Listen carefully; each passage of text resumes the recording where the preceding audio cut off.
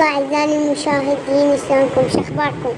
والله أنا اليوم حبيت أقدم فكرة إن الكل اللي جاي يتابعنا على اليوتيوب إنه مطعم أكلات تكريد أكلاته كلش حلوة ورهيبة والله العظيم ونظيف وإحنا مجربينه وأتمنى تشاركون هذا الفيديو.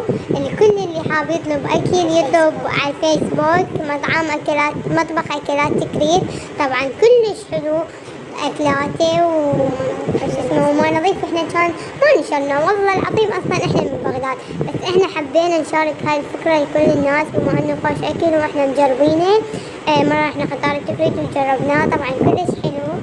وأتمنى أي أحد يريد يطلب أكل فيطلب من مطبخ أكلات تكريد. طبعا كلش حلو نظيف ومرتب، طبعا ومطبخ راقي وأكل عراقي ونظيف وشغل بيت وشغل المرأة العراقية.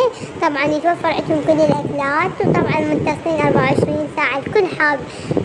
للكل اللي حاب يطلب أكل أتمنى يطلب من عندهم. وقبل لا نختم لا تنسوا ترحون الرابط على الفيسبوك مطبخ أكلات تكريد. مع ألف سلامة حبايبي.